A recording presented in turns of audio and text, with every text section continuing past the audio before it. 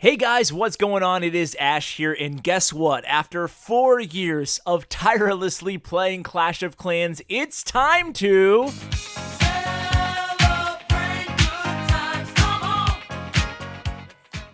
That's right, guys. Celebrate good times because I did it. I finally got as close to max as I'm ever going to get. Now, I'm not going to upgrade Woody, my level 1 wall, because you guys don't want me to. I asked you guys the last few Clash of Clans episodes, and yeah, you guys want me to keep them, so I'm going to keep that wall there, but otherwise, I'm 100% maxed out. Town Hall 11 took me a little bit under 4 years to do so. I haven't been grinding that much the last 6 months to a year now. I only had about 100 or 200 walls left about 6 months ago, so I've just been taking my time, getting about 100 attacks in or so per season, doing a lot of donating. You can see all my troops are maxed out. My player profile always being transparent with you guys. Obviously, you can check this out in-game anyway, but I did my fair share of farming and my fair share of gemming. You can see here my gold grab is 1.2 billion on my main account here, so definitely either your time or your money are going to spend maxing out your base, and you can see I definitely did a little bit of both. The stat on my profile that I'm most proud of is over 700,000 friend in need, and that's without going to any donating clans. That's just 40 years of being super active the entire time. I've really not taken any long breaks, anything over a few days from Clash of Clans throughout the last 4 years. I've been a hardcore addict ever since. So in today's episode, I thought we could kind of have a little fun, and what I'm going to do is show some of my recent replays, show what kind of attack strategy I've been using, just for fun out in the wild. I have been using Clone Spell. As you can see, I actually enjoy Clone Spell a lot. I don't think it's powerful enough to viably use in war, at least, as effective as using extra rage spells or extra heal, depending on what kind of attack you're using, but I actually do really like the idea behind the Clone Spell, so I've been using it a lot in my raids here. Now, I should note that I'm not trying to get 2 stars on any of these bases. You can see I'm at 4,700 trophies right now, and that's just when the clouds start to get a little bit unbearable, and because I have been farming, I don't want to gain too many trophies, so I'm actually been trying not to get the 2nd star unless it's really, I'm not going to try to avoid it, but, on these ring bases, I'm not overly concerned with getting the town hall down. Obviously, I'd like the loot, but I don't want the trophies, so it's kind of a give and take. Anyway, you can see here with this strategy, I'm using 7 miners in my clan castle, 7 miners that I cook myself, and I use them as the 2 flanks, and then I just send all the bowlers in a big long line with a heavy concentration of bowlers right in the middle of that line. And what I do is that middle of that line of bowlers, when it gets to an area that I deem critical in the base, then I'll drop my Clone Spell on it. So usually it's in the core against these ring bases. Sometimes it's just kind of haphazardly placed towards the end of the raid or towards the beginning of the raid. But anyway, the reason I'm doing this strategy here, guys, is A, to try out the Clone Spell a little bit, just try to get the hang of it, because I do anticipate at some point in the future Supercell should buff it. Maybe they'll drop it to 3 spell cost or change the mechanic in some way, so I'm trying to get a handle on using the Clone Spell. It's obviously kind of basic to use. It's not like it needs a full tutorial per se, but either way, I'm just trying to, have fun, keep things different, and you can see I'm using 4 Earthquake spells as well. That way I can take 2 Rage spells. So I'm without the poison, but I've been managing fine without the poison. You can see a lot of nice gold grabs here, and plus I have the 300k loot bonus, so that was a crappy raid. All the gold storages were all clumped together, so that's not fun to watch. So what I figured we'd do in today's episode was kind of take a look back, all the way back into time. Any Blackstreet fans out there? Probably not. Probably dating myself. Anyway, we're going to take a look back into time, and I'm kind of going to go through the history of how I farmed to max over the last 4 years. So I started out way back in the day not knowing anything about Clash of Clans. This is before my YouTube channel and before I watched anybody else's YouTube channel. So it was a long time ago, and I had no clue what I was doing. So largely from Town Hall 1 to Town Hall 7, I basically just used the general troops. I just kind of cooked random masses of troops, be it giants, even wizards. I was a big fan of just making like a half a dozen or a dozen of every single troop and going in, not knowing what the heck I was doing, but you can actually afford to do that. It kind of brings me back. It's nostalgic in a way, because it brings me back to the days where strategy wasn't even necessarily that important. It was just making that slow and steady progress, and it wasn't that slow because, those town halls early in the game game, they're made so you can progress very, very fast through them, even if you're not using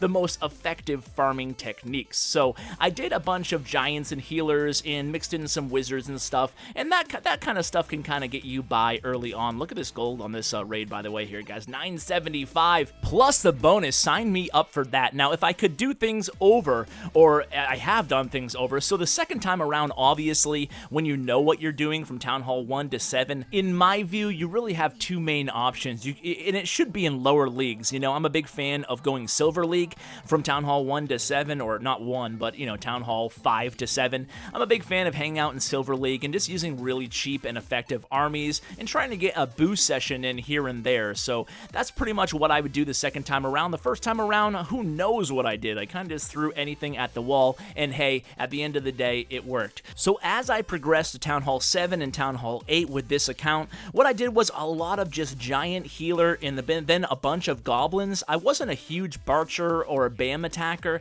I really liked to have those heavier troops in the healers and the giants if I needed them to get to the core of the base. And then I was a big fan of, especially even if I did need the Dark Elixir, I really liked adding at least 5 Hog Riders to my compositions. It just made things a lot easier, and it gave me a lot more defensive firepower in terms of defensive targeting firepower to get rid of those defenses and allow my goblins to really have free reign of the base after the core was cleared. So that was what I really used a lot all the way through Town Hall 8. When I got through Town Hall 9, now remember guys, this is over 2 years ago. There were no Lava Hounds in the game. Actually, I think this is right around the time that witches were introduced to the game when I got to be Town Hall 9. So the thing is for me at Town Hall 9 at that point in time, you know, it was weird. It was before Clan Wars 2 when I was Town Hall 9 and 10 actually. And what we used to do is a lot of Balloonian farming. And that was actually some of my earliest YouTube videos 2 years ago now, was Balloonian farming. So I was a big Balloonian guy at Town Hall 9. And obviously this was also before Queen Walk, Super Queen, any of that stuff. So your options were really limited, and I was always an air guy early on. So I love Balloonian farming. Obviously it takes a decent amount of both Elixir and Dark Elixir, two of the resources that you're really after at that point. So it was kind of slow moving, but slowly but surely I actually was able to almost max out my Town Hall 9. I remember upgrading to Town Hall 10 a little bit prematurely. I was, you know, I hadn't maxed out my walls, and all my defenses weren't maxed out either. I think I had my Expos maxed, but my Archer Towers and my cannons still needed an additional level each. But at that time, remember, no Clan Wars, so rushing really wasn't that big of a deal. If you rushed, you're only hurting or helping yourself. It's not like you're affecting your clanmates by any means. So that was my strategy at Town Hall 9. I rushed to Town Hall 10 a little bit, and then at Town Hall 10, you know, now we're creeping up to the last year and a half, 2 years. Then I kind of took things a little bit easy, and I adjusted my farming a lot at that point. I stopped gemming, by the way, around the same time. Obviously, still gemming donations here and there, but meanwhile, I stopped gemming the time and resources for my defensive upgrades. I did that a little bit early on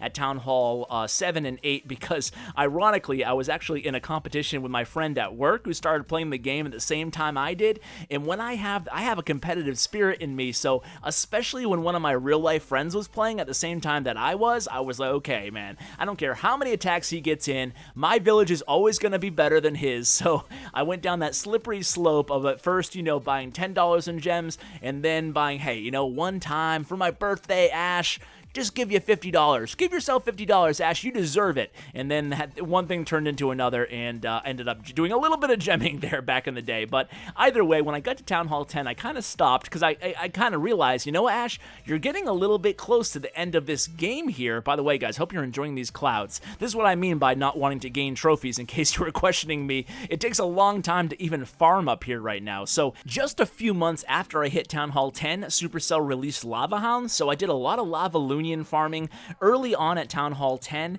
and then eventually, if you fast forward a little bit, eventually I really got into using Valkyries and Super Queen and the type of stuff that we see now for farming. I'll tell you what, guys, back in my day, farming was not as easy as it is right now, because really nowadays, if we take a step back from my road to maxed out base, you know, it really depends on two things, the best farming strategy for an individual. We'll hit this base right here. It's going to be a total spam attack, by the way. I have absolutely absolutely no elixir, so I couldn't make any wall breakers, couldn't make any regular spells except for one rage spell, so we're just going to go ahead and Quake in here and drop all these bowlers on the board. It's definitely going to be a, well, it might be a 2-star if some of them funnel into the center. No clone spell on this attack.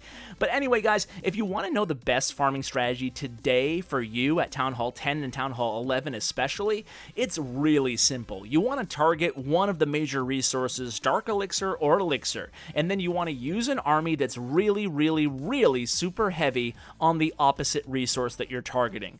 And the other factor is obviously how often you raid, right? So if you raid all in one big clump, if you boost for 1 hour a day, then you want to use cheap and fast armies like Goblin Knife, and you want to go lower it in League. If, like me, you raid maybe 5 times a day or so with an hour or two in between each raid, then you want to use a heavier army and make it really, really heavy. You know, why not make it a heavy army using the resources that you don't necessarily need at the moment? So if you're going for Dark Elixir in your Town Hall 10 or Town Hall 11, your best bet definitely, in my opinion, is to go with a mass miner comp. Just mass miners, spam these bases, and take advantage of the strength of miners right now. If you're going for gold or elixir, just go mass bowler or mass Valkyrie. Start with a queen walk in either scenario if you want to. Super queen farming is better than ever, and that's my advice, guys. It's really simple at Town Hall 10 and 11 right now. That's why I don't make